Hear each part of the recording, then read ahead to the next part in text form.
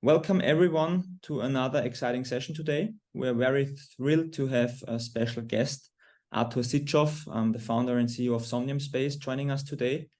We will talk about the Metaverse 2.0, meaning the next iteration of this immersive technology and how it will impact our daily lives. And I think there is no better person to talk to than Artur. So very happy that you are here, Artur. Thank you. Thank you for having me. It's my pleasure. How shall we do it? Do you want to ask me some questions, or shall I just do some intro? I will give you the questions and I will collect them from the people, and then we can have it. The first one maybe is that, because I guess most of the people already know you. However, maybe you could share for our new viewers a little bit about your journey, from being an investment trader to becoming a pioneer in virtual reality and metaverse technologies. Yeah, thank you. Thank you. I'm Artur. I'm founder and CEO of this thing here, of Somnium Space. And before that, as you rightly said, I've been an investment trader and I've been an energy trader. And then I've been a gamer all my life as well. Then I kind of had a chance and forced myself into a demo of an early VR technology back in 2016, and it blew my mind.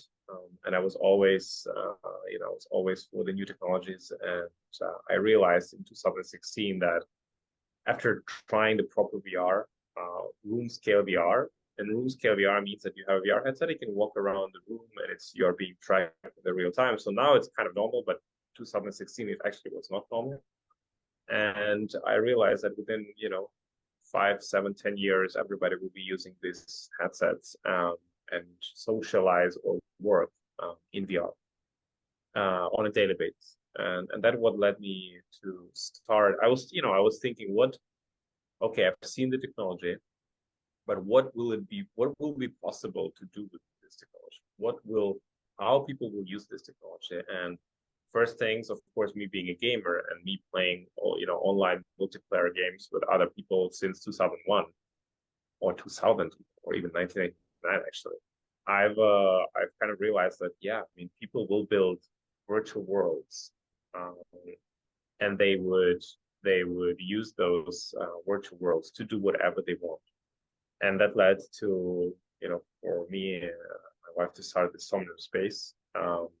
So the idea and the vision is building the world where people can build other things they want, either their own worlds or their own houses or offices or whatever. So if I go higher right now, I can fly higher. I'm flying right now. Actually, I can do a little trick here. And you see I'm flying up. And everything you see around me, like all of this, and there's many more buildings out there, it's built by users. It's not built by us. So it's a user-generated world. And that's basically what's the dream, and that was the vision of Somnium. But of course, it goes further and further. But yeah, here we are today. I'm live, talking to you live from this beautiful world, from Somnium Space, and I hope to answer all of your questions, to give you my perspective and my vision of where I think the journey of mixed reality and virtual reality takes us in the next 5 years, and why I think and hope that Somnium Space will play pretty significant role in that development. Yeah, thanks for the introduction. Somnium Space has been described as an open metaverse. So can you say why do you think it needs to be open, and why it could be dangerous if it isn't open? Yeah, I mean, that's a good question. So we're an open, decentralized, where we're going towards the centralized way. So right now, Somnium Space is the economy of Somnium Space and ownership of items is decentralized, meaning that every parcel, every avatar, every world, everything you own is on the blockchain. And you can, you own it, you can transfer it to anyone you want, you can sell it anywhere you want. You don't need to ask my permission of Artur if you are allowed to sell something to someone else. And there is no risk that suddenly I will change something and you would lose your ability to transfer things from one person to another or from one moment to another. And that is a very important principle because our business model is decentralized, our business model is transparent. We don't collect data, we don't force on you things which you don't want. So if you buy a parcel for 3,000 euros and we don't put the price on those parcels, this is generated by the market decides, and the prices go up and they also go down, and market decides what's the value of the assets in Somnium Space based on the market conditions, based on how Somnium Space performs as the company in terms of development, what kind of features we're developing in Somnium. Do people use it? Do they believe that they will use it in the future? I think all those factors come into place, and then people decide, okay, I'm willing to pay 1,000 euros for this parcel here because I believe it will be useful to me, and I believe that Somnium will deliver more and more features so that it will become more interesting for me in the future. And today I'm ready to use it for this and this purpose. So I think having this economy, because if you compare it to other games, you don't control anything there. You basically, you are completely in jeopardy of those companies. If that company decides to shut down their marketplace and shut down ability for you or ban you, they will tell you, okay, you did something wrong, you're gone. And then you lose everything, all those years of work. If you build something and you've been building your account and your farm or whatever, it's gone. It's gone in less than 1 minute because they just ban you because of something, right? In Somnium, we can ban you, but you can create a new account and you have control everything in your own wallet. We cannot take things from you anymore. And that's the beauty of it. Even if you ban you and you decide, okay, I don't want to go to Somnium anymore, or even if you don't ban you, but it would say you just decide, look, Somnium is not for me anymore, which happens. You say, look, I don't have time for Somnium anymore. I want to go out. You can go and sell things you've built and recoup the value which you have spent, years and years or months and months building here. And that's the beauty of the open economy. So that's why we believe in open metaverse. We believe in decentralization, in interoperability, and that's how our company is being built. Let's say these principles. Yeah. For those of you watching, we have covered, I think, the whole Somnium ecosystem in our Metaverse course. We created one and we, teach the basics and really everything. So I don't want to spend too much time talking about that, but I want to talk about the new exciting stuff, Artur. For example, the VR headset called Somnium VR1. You decided to create a headset yourself, which is launching very soon, actually. So maybe you can share with us what the innovations are, what are the unique features, what people can expect from it, and how the device aligns with your vision. Yeah, that's a great question, and thank you for bringing it up. So for Somnium VR1, let me just do this thing here. I will open something and show it to you. Yeah, I mean, Somnium. This is me. 1 second. Let me do like this. By the way, this is the tablet. This is the tablet I'm using to communicate with you, okay? You should see this is the device I'm using to talk to you. But this is not just a camera. It's kind of a smart device, so I can do this. Okay, this is Somnium VR1. This is the earlier prototype. This is me in Somnium VR1. Basically, what we are trying to do, and here is the headset itself. What we are building is we're building an open source headset. We build high-end open source headset, which will allow people not only to, of course, made in Europe. We have designed and we manufactured in Europe, in European Union, in Czech Republic, we're building an open ecosystem again. We want people to be in control of their hardware. We want people to be able to buy their headset, control their algorithms, control, that not to have any hidden licenses, not to have any problems with it. So you can use for whatever reason you decide to use it. But moreover, this whole headset is high-end headset. So all the components we put in the headsets are the best you can find today. And we have developed one of the best optics, if not the best optics, for the headset with the highest field of view. And field of view means that you see a lot, right? So I'm right now in another headset, not because I'm traveling right now, and I see like this. Like this is where my vision ends. But within human eyes, you can see much further, and that's what our headset allows you. It allows you to see further, much more clear with a high resolution. These are the mixed reality cameras.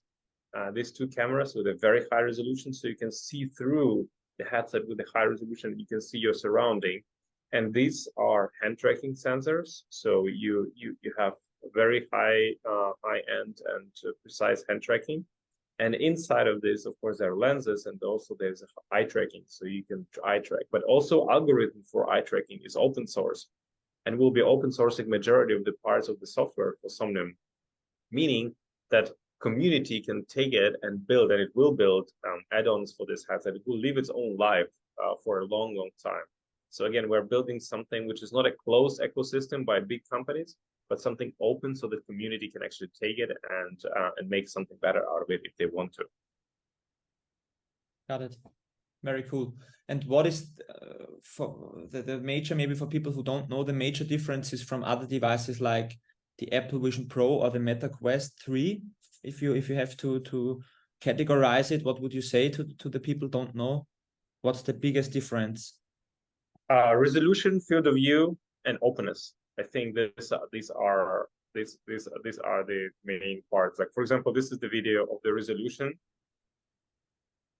and you can the pass-through camera. So you can see I'm sitting in a cockpit, and this is the quality I'm seeing. The quality is phenomenal. It's one-to-one to what to what the real life is. So yeah, I think the main part is quality of components. So we are not making any compromises, and also, of course, the openness of the system. It's an open source system instead of being closed ecosystem controlled fully by the company who produces the headset. Got it. Very looking forward trying it out, maybe at Somnium Connect, who knows. Thank you. Yeah, for sure. Somnium Connect is this is the reason, or not the only one, but this is one of the main reasons why we do Somnium Connect, of course, to showcase the headset and introduce it and to fully reveal it and start the sales. Yeah. Talking about the second major new feature of Somnium ecosystem, the Somnium 3.0 update that is highly anticipated. Could you maybe share a little bit about the enhancements this upgrade will bring and why it's important, or maybe give us a sneak peek what people can be excited about? Yeah, there's a lot of things actually. So we are changing or upgrading a lot of things. I'll probably try to play the full trailer here. Let me try to make it full screen. Do you see my screen right now? Yes, we see it. Okay, so I'll play a trailer here, and let me put the quality to 720p. Let me preload it. Okay, so we have enhanced almost everything in our current client. So currently we're in Somnium 2.0, and we are going to Somnium 3.0. Not only we have enhanced all the visuals, so the world is looking much more beautiful than it is right now, even though I think it's beautiful even now. But we have also enhanced the whole platform so that people can build much more open and complex worlds and parcels and access it from different devices, and just the whole technical stack has been upgraded. So I'll play we also, of course, we implement the AI, and I will show you this trailer. Let me play the trailer and we'll come back to some parts of it. So I'll be explaining, like, this is the new enhanced, of course, headquarter building, the new floating island, the new city center, We are improving the graphics, the onboarding for new players, so that people can easily go to Somnium and understand very quickly what Somnium is about, how to use it.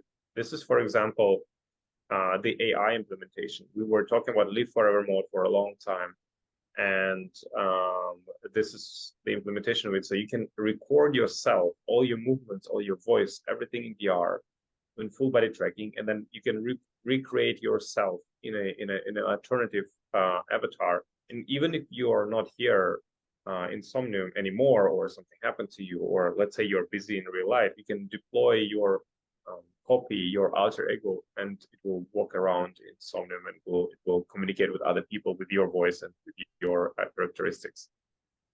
So new camera, it's like a very cinematic and complex camera system, up to 10 drones, and you can control them automatically, full body tracking with 11-point tracking. New launcher with karma system, with chat, with the avatar changing, faster loading times, new nature. All of this is, by the way, video from actual footage. It's not CGI. So new tablet. So this thing will change as well. And new social system. Everybody can communicate with everyone. You can add friends. You can create groups. New navigation system, new worlds. Yeah, of course, new buildings, terrains, and other things. Yeah, a new shopping mall with automated system to create shops. So you'll be able to rent the shop directly in the city center and run your business, because we introduced marketplace directly inside Somnium client, with, of course, all on chain, on the blockchain. But you will be able to make transactions seamlessly. Here is the new tablet, new amphitheater, concerts, other things, of course, bowling area, arcade hall, cinema. New wearable system, that's important. You can not only create avatars, but you'll be able to create wearables, and people will be able to create and sell wearables on the blockchain. And you'll be able to put any wearable on any part of the body of the avatar, scale it up and down, and actually fit it to your avatar, to precisely your avatar, and then use those items. You see, I equip this, and then, yeah, new weather system, very, very unique, and it's random weather system. So we don't know when the rain starts, and like it could be snowing and thunderstorms and heavy rains, and it's very, very realistic. It's all, of course, multiplayer and all, of course, connected. So you all experience the same thing at the same time. Forests and mountains and just beautiful rivers, and all of this is stunning in VR when you look at it. Yeah, so that's Somnium 3.0. Wow. So we just watched you from inside Somnium watching the trailer from your virtual tablet. That was a great experience, I would say. But very, very, really amazing what you're building. It's very complex, and we can see that you really put work in, heads down, for the last year. So really looking forward to it. When do you expect it to launch, that people can the alpha of Somnium 3.0, we wanted to launch it in October. Took us a bit more time, so we will launch it in there's fireworks behind me, I will show you. We will launch it in November. The alpha version will launch in November, and then on Somnium Connect we'll make it an open beta, and people will be able to really go and experience it. But in alpha right now in November, probably in a week or so, we'll let current users for a building, including yourself, Andy, and the guys who are working with you, to start experiencing and polish the experience with us. So if they'll find some bugs or whatever, we'll be fixing it with our community, and then within a few months we'll open it up for everyone. Very cool. Looking forward to it. Thanks for the sneak peek, Artur. But now I want to take a step back and look at the topic of spatial computing, immersive technologies more holistically. So I want to ask you, how do you see this technology transforming our everyday lives? What impact do you anticipate it having on the world, maybe in the next 10 years? Maybe you can give us your take on that. Yeah, absolutely. So look, I think there are several ways. So right now you have two main parts. So there's two main things which are being used by people. Number one, it's the mixed reality part, and VR and virtual reality part. So what is virtual reality? Virtual reality is what I'm doing right now with you, right? I'm inside this world and I don't see the real world right now. I am fully immersed in virtual reality. These clouds and this weather and the sun and sunset and this beautiful here, this beautiful hover bikes, they're all here for me and they're all very real actually. And you see the sun is reflecting from this hover bike, and all of those things are very, very, very realistic. Now that's virtual reality. You trick your brain to believe you're inside something else. You're in a different world. And then there is a mixed reality where you can flip the switch and you can see your real world, your real apartment or wherever you are right now. And you can overlay some information on top of that real world. So that's the second part. Majority of devices are going to be both. So you would be, including VR1, Somnium VR1, you can go and do virtual reality, and then you can switch through those mixed reality cameras, and you can go into mixed reality mode.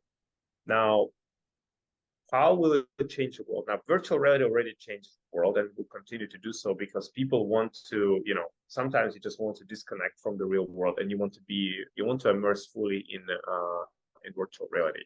You want to be in that beautiful, sunset setting with friends, and you don't want to see reality at all. But if you are during the day, if you're outside, you probably want to have some useful information overlaid to you through the screens, but you would want to see still the real world. You still want to communicate with the real people. If you're walking outside, you want to see the real world, obviously. And if you're sitting in your office, maybe you want to see the more monitors in the computer. So all of that will bring the mixed reality into play. And I think the first proper device which will do it, you've probably seen Quest 3 videos online where people do some things in their living rooms.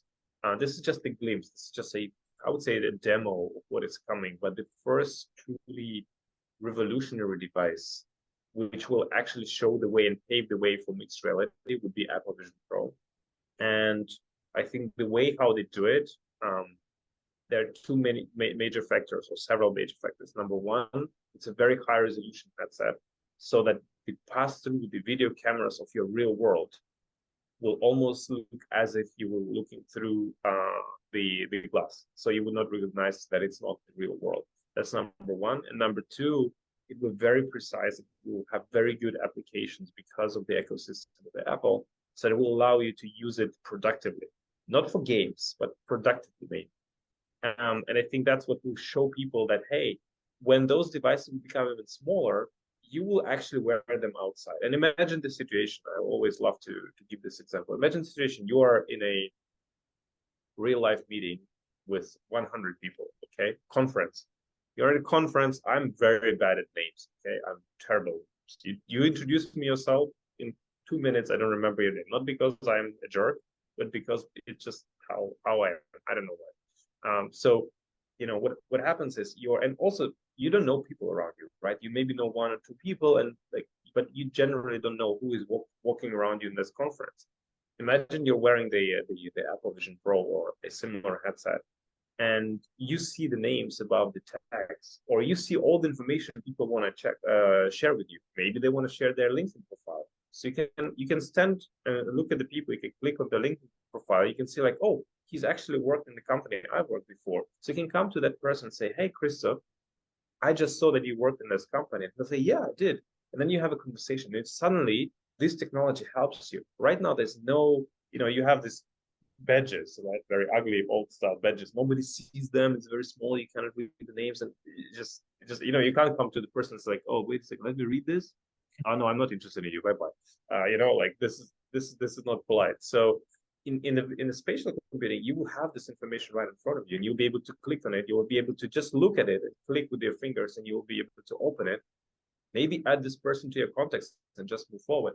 And that's the beauty of it. And of course, this is just one example, but there are many examples like this. You'll be walking outside and you will be seeing all those overlaid information. So my personal bet, I think VR will still be going and growing into very important part, because people want to immerse themselves into different parallel worlds like I am right now, and it will never go away.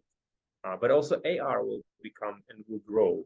And my personal bet, I was telling it to my colleagues and my friends, I was telling, like, within, probably because we are getting Vision Pro next year, I think within 5-7 years, you will be walking outside with such devices, and then there will be so much additional information above your normal layer of reality that not wearing the headset would be very strange for people.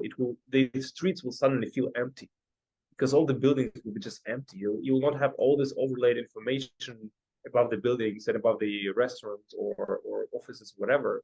And it will just feel so empty and so unuseful because all the useful information for you just disappeared. So I think as we today bring our mobile phones everywhere with us, and it's completely normal to have the mobile phone everywhere with us, it will be the same normal within 10 years to wear your AR headset and then just have all this information available to you at any moment of time. And then you'll come back home, you play with kids and everything, and then you'll, for 1 hour or 2 hours a day, you will just take the VR headset, flip the switch, and you will be completely immersed in a, cyberpunk disco bar in virtual reality with attracting people and other realities. So I think that's my bet for the future of XR.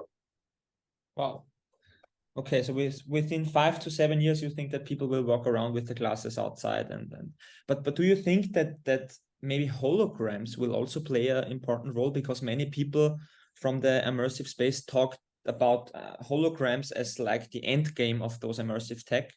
Something like the holodeck is often mentioned. I mean, this will take, of course, a lot longer, but do you believe that devices will take over, or that maybe at a certain point we don't need devices because there will be affordable hologram technologies everywhere? No, I don't think so. I think, look, if you just why was Vision Pro? Look at what Apple is doing. So you have a Vision Pro, which is a VR AR device, and what they have announced when they brought it, and I said it's one of the most important features. You will be able to record and rewatch your memories in full spatial computing. And I know for many people they don't understand it, but when you watch your videos on the phone, they're 2D, they're flat. You don't feel the presence. You just see pictures. It's nice, but videos, but it's nothing. When you're watching and rewatching the pictures in the full stereoscopic VR 3D, not like just 360 video, but full VR 3D stereoscopic video, you feel the depths. You feel that as if you were there. You open up the window into your past because you can watch those things together. That's when it becomes absolutely magical. And what they did this year, not only they brought this feature to Vision Pro, but they also brought the new iPhones, and I already have one with the 15 Pro, which they said you would be able to also record those spatial VR videos with this phone. And that is huge because you will be taking all those memories with you with the phone, and then you will be rewatching them on Vision Pro. That's just the first glimpse. That I call it like almost a time machine. It will feel like a time machine. You will dial back to any memory, and you will immerse yourself. The memory will be around you. You will be right there, and you will feel the emotions, and you will feel those things because it will be right there in front of you. And that's just one example of thousands of examples which people will do. Holograms and other things, it's just like science fiction right now. Those devices will actually bring you the ability to have the holograms, fully holograms, and they will be so much realistic in your rooms and in your environment that you will not be able to recognize that it's not real.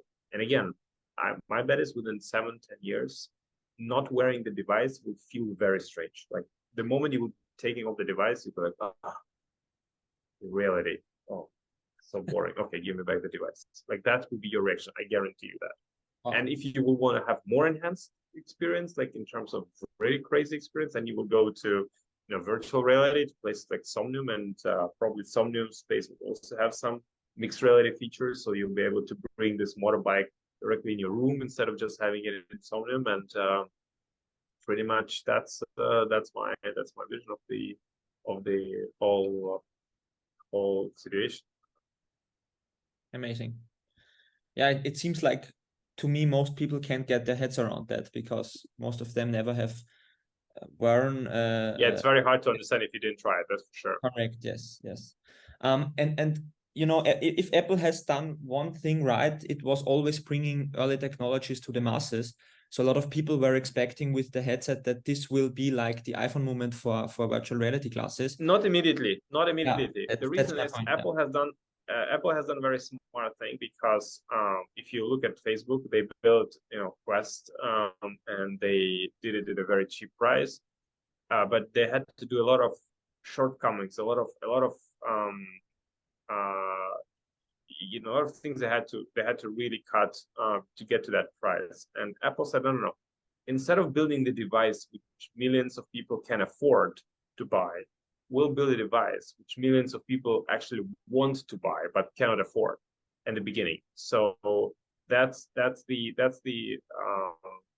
of like the idea of Apple.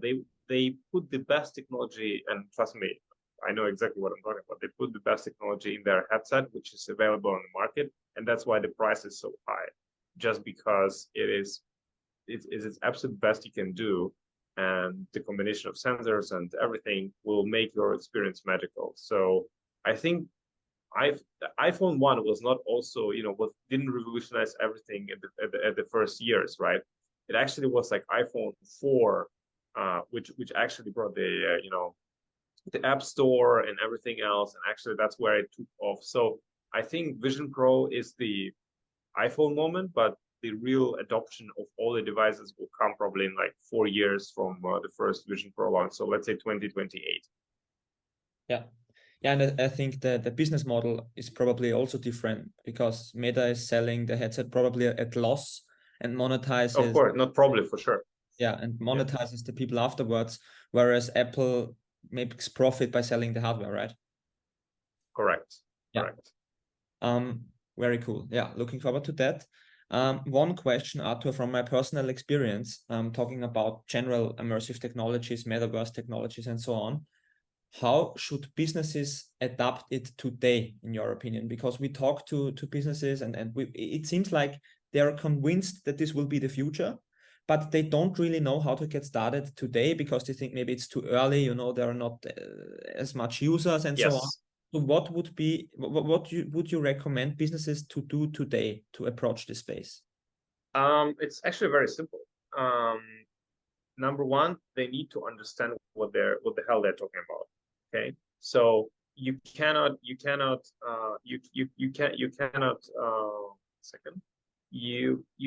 build something when it becomes mainstream without having a good understanding of what you're talking about. So number one, start experimenting with these technologies. Buy 1 or 2 headsets for the company, start using it yourself. Yes, it will not be always the best experience, not always the most comfortable one. Yes, you have to learn some new things, but start doing it today. Start coming into, let's say, Somnium, and start building something today, even if it's not perfect, but you will understand what it is about. And by the time these technologies will become mainstream in 5-6 years, you will have exact idea what you want to build. So that's the first way. Just start today. Don't wait until let's wait until it becomes, because when it becomes mainstream and everybody uses this, you lose advantage. You are late. You're already late. Number 2 is always go from the real use case. Yes, this use case could be small. You don't try to attract and influence millions of people right away. You can have a parcel in Somnium and hold a meeting and maybe 20 people will come in.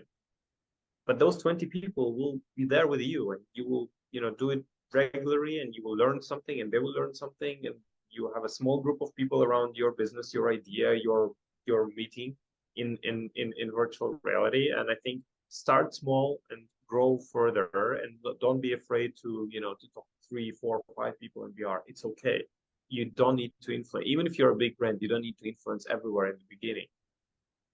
And number 3, use the technology into your advantage. Like, you don't need to have millions of people with you. You can record this, you can import like your car brand or whatever, produce such a car. Congratulations, you've done a good job. But you can promote your products directly, like I'm doing right now. Just talk from VR, record the video, publish it somewhere on social media, and let people interact with it and comment on it. So I think, again, start experimenting with this technology, learn how to use it. Don't be afraid to start small, and then use this technology to promote your business and your whatever yourself. Yeah, great advice. The last part of the discussion, I want to get your opinion about the intersection of AI and immersive technologies, because recently AI has been developing very fast, and Meta announced its smart glasses, which incorporates an AI assistant, enabling a bunch of new use cases. So with that integration in mind, I want to know, how do you foresee the intersection of those two technologies evolving in the future? These glasses will be completely obsolete. They're already obsolete. I mean, I would never use these glasses because this is useless. The moment I don't have information in front of my eyes in terms of the vision, the camera, it doesn't help me. I mean, audio assistant, the camera is mediocre. The quality of camera is not so good. I have my phone. Why would I use the other camera if I want to record something? That's number one. Number two, it doesn't have any visual enhancement, and the products like Vision Pro are converging to become the wearables which you'll be able to wear outside. So it's a nice attempt, or I don't know what I want to say, nice attempt. It's an attempt to do something which they know it will never survive in the long run, and they're just trying to sell you something until they know that they will be able to bring you visuals in front of your eyes. And Quest 3 is something like that, but they understand that people will not wear it outside much. So convergence is just, technology will come to a point where you will be able to wear these things in front of your eyes and see enhanced world, as I told you before. I think the closest to this would be Vision Pro. So even if you don't have enough money to buy it or whatever, whenever it's out, just go there and try it in the Apple Store and understand what it is about, because it will be important and it will be a big part of everyone's life. Devices like that, Apple will not be alone. It has a head start for 2 years, but others will catch up eventually. Yeah, Apple actually wants people to try it at the stores, right? They want to let them try it. Of course, they will. Yeah. Great. So maybe, Artur, with 20 minutes left, thanks for your insights. We can get some questions from the audience. I've got a couple. The first one is, what VR or XR application are you looking forward the most? Is it like in sports, in health, or what are you excited about especially? You said one already with the kind of social profiles, but maybe you have another one. I think, look, I mean, obviously I'm building Somnium, so for me, being able to immerse myself into parallel reality is one of the most exciting parts, and also to be able to relive the memories and communicate with other people in an XR way, not in a flat way, but in a 3D spatial way. That's another big part for me. So yeah, I'm looking forward to those things. Yeah. Another question is, how do you see Somnium Space compared to other Metaverse platforms? So what differentiates you? What do you think is an advantage? What do you have to work on? Somebody wants to know that. I think it's, I mean, depending what you're comparing us to, but if I compare to other virtual reality platforms like VR chat, for example, I think the openness is what sets us apart, the open economy and decentralization. And also from this, when we launch 3.0, it will be a complete openness of the coding. So you'll be able to, in our SDK, so you'll be able to build literally anything. You'll be able to port the complete games into Somnium Space, and I think that's an amazing part. So not only economically wise, but also technically wise, we will be very, very special very soon. Perfect. Artur, thank you for your time. Big thank you for your sharing your expertise and insights with us. Your work is truly groundbreaking, I would say, and we really look forward to witness the next steps of Somnium Space. And yeah, thank you for the time, and looking forward meeting you at Somnium Connect, hopefully. thank you very much for having me. It was a pleasure.